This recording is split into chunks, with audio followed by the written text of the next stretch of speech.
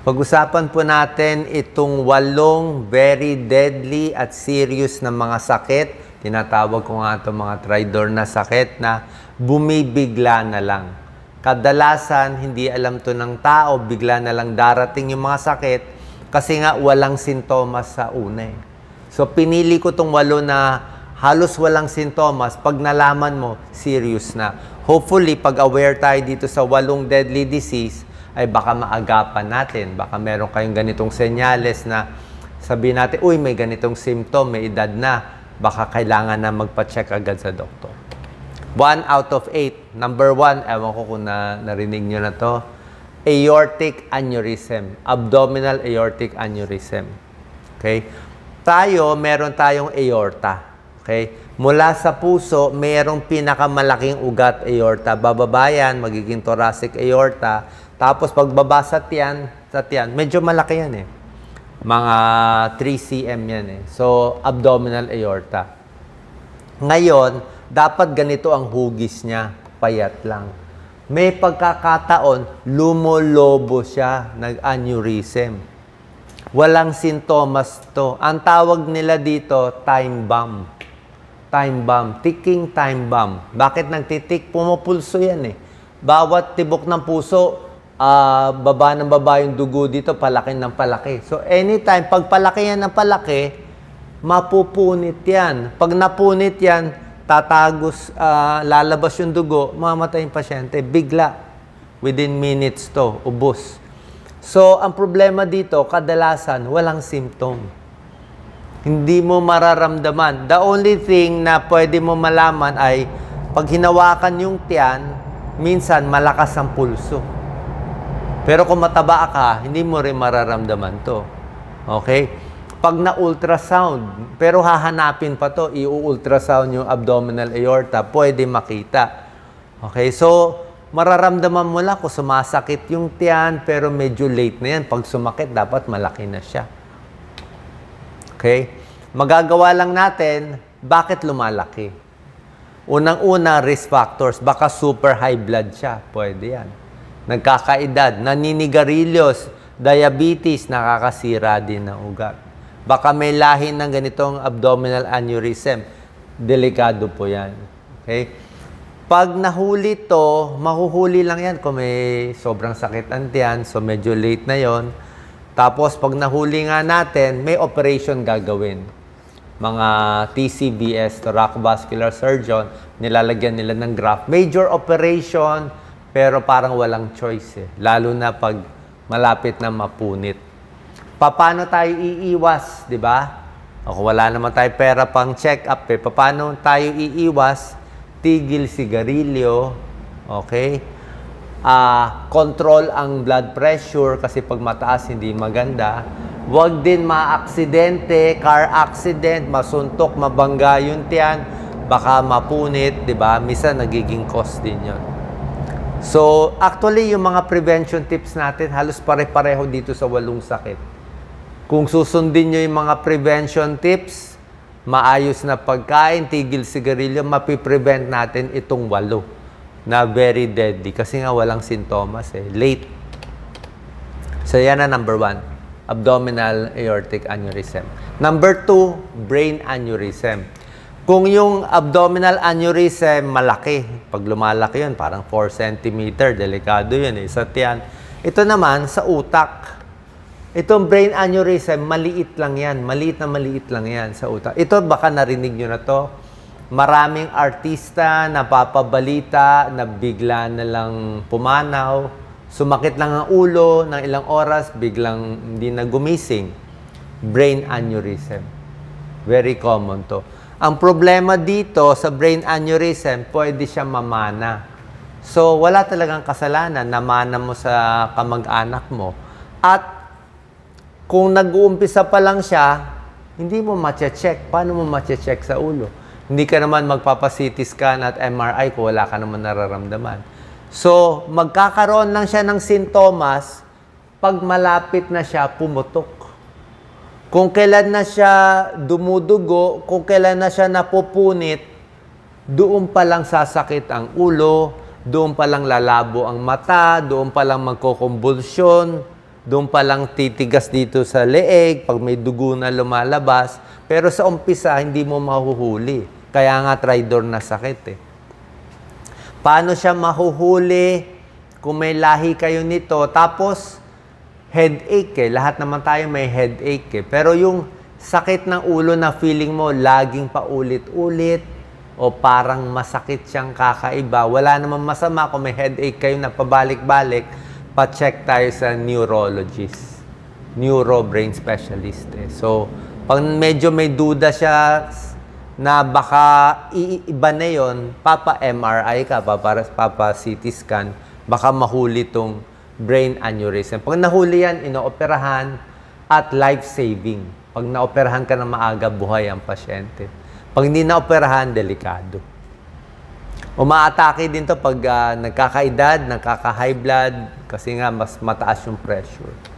O na-stress, nagalit, umiiri, pwede rin. Yan, risk factors ng brain aneurysm, high blood, alak, smoking, drug abuse, o bawal, brain injury. Yan. Number 3 na deadly disease, sinali ko to, colon cancer. Bakit siya deadly? Wala kasing sintomas eh. Ito yung mga colon cancer, stage 1, stage 2, stage 3, stage 4. Pag nag-uumpisa pa lang ang tumor o bukol, eh walang sintomas. Magkakasintomas lang siya just in case malaki na dudugo. Pero kahit dumugo, iisipin natin baka almoranas lang. So mahirap pa rin.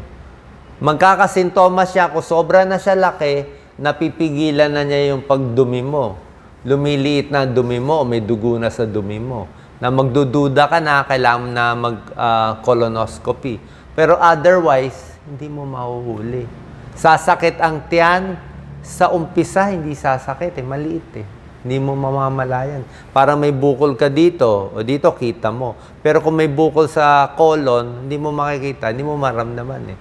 Yan ang problem. Kaya yung iba gusto colonoscopy para i-check up, pero mahal naman. Hindi naman natin kaya ipa-check kung walang pera.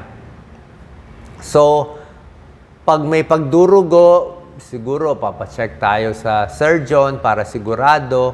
Pero meron namang prevention tips eh, di ba? Ano ba nagkokos nito? May lahi ng cancer. Yan, ingat tayo. Mahilig sa karne. Okay? Puro meat ang kinakain, higher risk. Kaya nga para makaiwas dito, kailangan 2 hanggang 3 tasa na gulay at prutas araw-araw. Okay, 2 tasang gulay, parang ganun karami. Pati prutas din, 2 tasa every day. Mas maganda rin po, hindi constipated. Kasi pag constipated tayo, dudumi lang tayo every 3 to 4 days. Minsan naiimbak yung dumi, hindi mo masabi. Diba? Possible din eh. Mas gusto mo regular ang pagdumi. Tsaka iwas din sa mga pagkain, yung mga laman loob, yung mga maduduming pagkain, diba, na hindi naman ganun ka-healthy. High fiber kailangan. Number 4, deadly disease. I think alam nyo na to, breast cancer naman sa babae. Ito talaga deadly siya. Okay, lalo na sa Pilipinas, napakaraming may breast cancer sa atin, around 10%. Mas marami may breast cancer sa Pilipinas kumpara sa ibang mga bansa. Bakit? Hindi natin alam bakit 10% ang breast cancer natin dito. Pwede sa pagkain natin. Naisip ko lang baka yung quality ng pagkain natin hindi maganda. Mahalang gulay, mahalang prutas, puro na lang maalat na isda, puro na lang karne, puro na lang kanin, puro na lang toyo, patis, yun na lang kinakain natin. Baka air pollution, baka nasa lahi, hindi natin masabi. Kaya baka mas stress, mas overweight, lahat yan nagkakos, pwede mag-cause ng breast cancer. Risk factor siya. Okay, so tigil sigarilyo, tigil alak, mas maraming gulay at prutas kinakain, keep your weight down. Ngayon, wala ring sintomas to. Yung iba nga may bukol na, hindi mamamalayan. Malalaman na lang, kumalat na. Kasi oras na kumalat yung breast cancer, wala na sa breast, kumalat na, mahirap na habulin. So, kinakapa yung breast every month. O may nakapa kayo kahit kasing laki ng monggo. Monggo lang. O, hindi na holen. Pag Holland, malaki na yon. Sa kilikili o dito sa breast, papacheck agad tayo sa surgeon or sa OB-GYN ninyo, papa-mammogram, papa-ultrasound. Kung duda sila na baka cancer, pinapatanggal agad. So, minomonitor po ito. Mabilis kumalat itong breast cancer. Very deadly. I'm sure meron kayong kamag-anak. So nakakatakot. Kaya nga sinabi ko, try door to mga sakit, bigla na lang eh. Hindi mo mamamalayan eh. Diba? Pero yung mga prevention tips, pareho rin. Tigil sigarilyo, magpapaka-stress, mag-exercise palagi.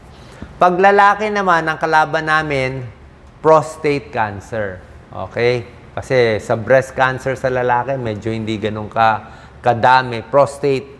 Sa prostate cancer, maraming lalaki nagkaka-prostate cancer, hindi siya ganun kabilis kumalat.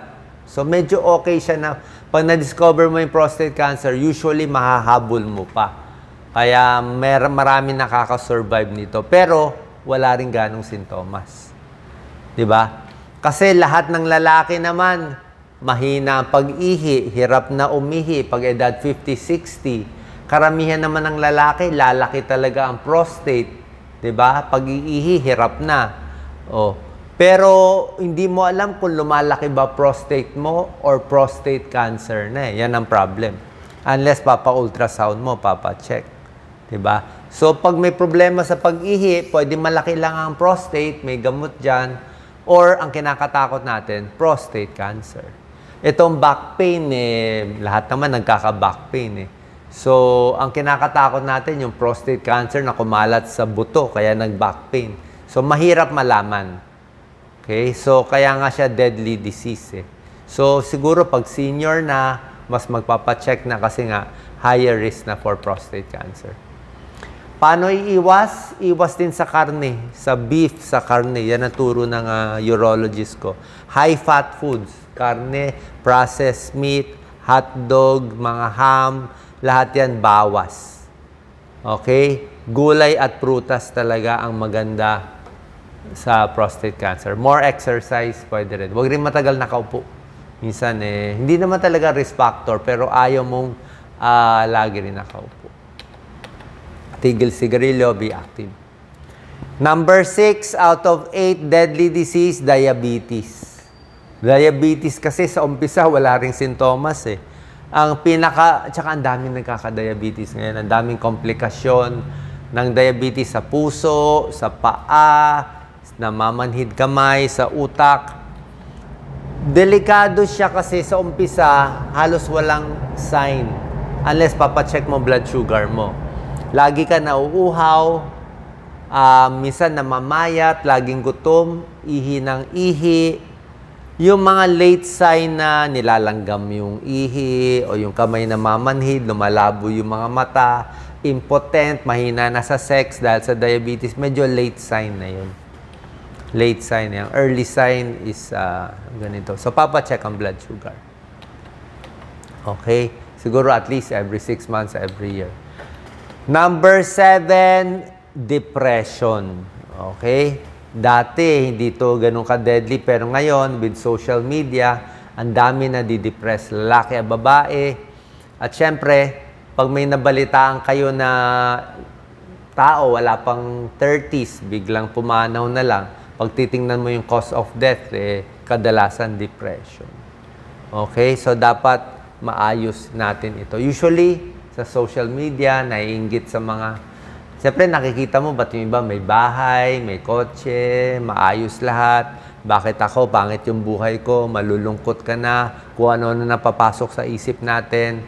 Ayan o, nag-alcohol abuse, wala ng energy, kung ano-ano na naiisip na masasama, may galit, helpless, dinadaan sa pagkain, di na kinakausap ang pamilya, umiiwas na, wala nang gana mabuhay, wala nang gana gumising, lahat yan. Early sign of depression palala. Dapat maayos. Ito kaya naman talaga malabanan. Pwede sa psychiatrist, pwede sa counselor, kung bata pa sa guidance counselor. Lastly, high blood. Diba? High blood talaga pinaka-tridor na sakit kasi marami tumataas ang blood pressure, hindi nila alam. Okay, sabi nila, wala namang masakit sa ulo ko. Pero pag chinek mo ang blood pressure nila, napakataas. 180, 170 ang blood pressure, hindi nila alam. Parang walking time bomb din yan. Kasi pag sobra taas ang blood pressure, anytime pwede pumutok sa ulo. Diba? Pwede ka ma-stroke, pwede ka ma-heart attack. Kahit wala nga aneurysm, basta sobrang high blood. May ibang tao, pag umabot ng 200 yung blood pressure, doon na puputok. Tsaka pag nagkakaedad, syempre mas marupok na yung ugat natin, mas prone na ma-stroke. Iwas sa sakit sa puso at high blood, syempre exercise, kailangan uminom ng gamot kung talagang mataas ang blood pressure. Low-fat diet, mas healthy. Tigil sigarilyo, tigil alak. Sabi nga natin, ano ba tong best doctors Tulad na sinabi ko, para dito sa 8 deadly disease, inom ng maraming tubig, malaking tulong. 8 to 10 glasses of fluid or water in a day, meron pong pag-aaral yan. Sa kidney, sa iba pa, may tulong. Relax lang, rest lang. Dapat hindi lang physically rested, mentally rested. Healthy eating, stretching, exercise, pampasaya, good posture. Magpapaaraw, tumingin ng magandang tanawin, count your blessings. 'Di ba? Maging masaya kahit maliit ang sweldo, maliit ang pera, kasi yung outlook ang mahalaga. Kita mo yung maraming mayayaman na sakit ng ulo. 'Di ba? Tamang pagkain, pagmamahal sa sarili, at dapat mababait yung mga kaibigan para laging masaya. Sana po nakatulong tong video natin. Kung meron kayong duda na baka meron tayo nitong 8 na deadly disease, ay magpa-check up po tayo sa inyong mga doktor. Check ang blood pressure, check ang blood sugar, at itong mga test. Salamat po.